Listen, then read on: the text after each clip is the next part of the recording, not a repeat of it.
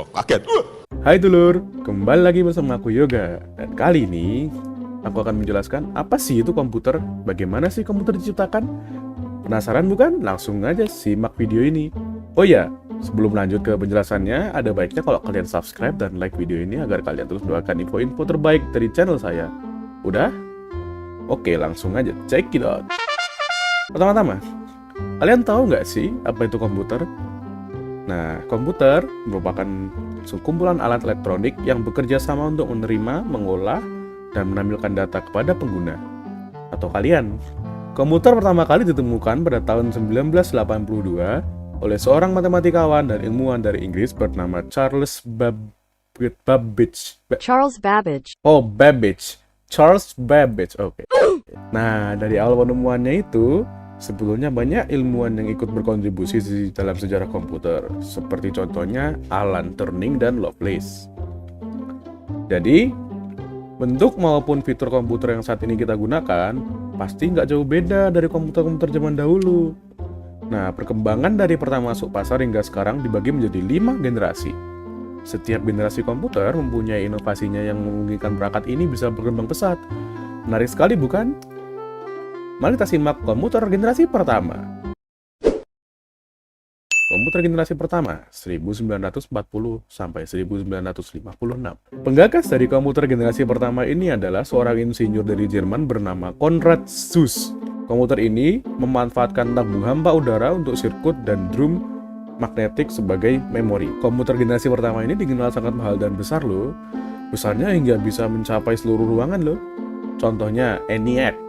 Komputer pertama di dunia memiliki tinggi 2,4 meter, panjang 30 meter, dan berat 30 ton. Wow, sangat-sangat besar sekali bukan? Komputer generasi ini juga mengandalkan machine language, yaitu level bahasa pemrograman paling rendah yang dimengerti oleh komputer. Bahasa pemrograman ini hanya dapat menyelesaikan satu perhitungan setiap waktu, dan untuk menyetel perhitungan baru membutuhkan berhari-hari dan bahkan berminggu-minggu. Fun fact, komputer generasi pertama ini digunakan untuk membuat desain peluru kendali pesawat loh. Komputer generasi kedua, 1956 sampai 1963. Ditemukannya transistor pada masa ini mengubah tampilan komputer generasi pertama. Perkembangan generasi kedua menjadi awal perkembangan komputer dengan digantinya tabung hampa menjadi transistor. Transistor memungkinkan komputer menjadi lebih kecil, murah, cepat, dan hemat energi. Selain itu, pada generasi kedua memori inti magnetik juga mengalami perkembangan loh.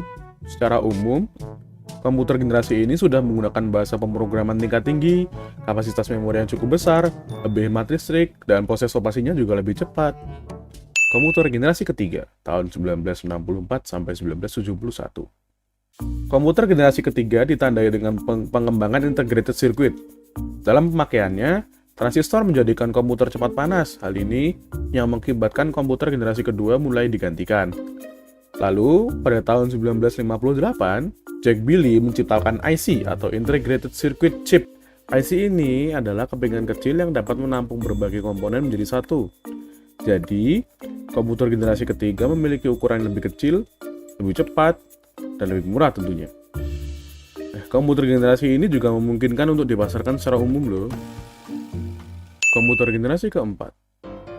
Komputer generasi keempat memiliki terobosan berupa mikroprosesor yang dapat menyatukan ribuan IC dalam sebuah keping silikon. Kalau komputer generasi pertama yang besarnya bisa mencapai seluruh ruangan, komputer generasi keempat ini sudah bisa digenggam manusia. Pada masa ini mulai muncul juga laptop yang dapat dibawa kemana-mana. Seiring waktu, mereka pun dapat dihubungkan dalam sebuah jaringan yang kemudian menjadi awal perkembangan internet. Komputer generasi kelima, sekarang dan masa depan. Nah, komputer yang kita gunakan sekarang ini adalah komputer generasi kelima. Ditandai dengan adanya LSI atau Large Scale Integration, di mana ribuan mikroprosesor dapat dipadatkan menjadi sebuah mikroprosesor. Komputer ini juga ditandai dengan kemunculan semiconductor.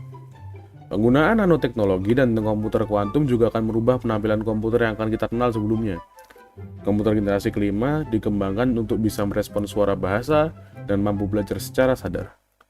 Oke, mungkin itu saja untuk video kali ini. Terima kasih bagi yang sudah mau menonton sampai akhir. Dan kalau kalian ingin mendapatkan info-info menarik lainnya, jangan lupa subscribe dan like video ini. Oke, saya Yoga. Sampai ketemu di video berikutnya. Adios!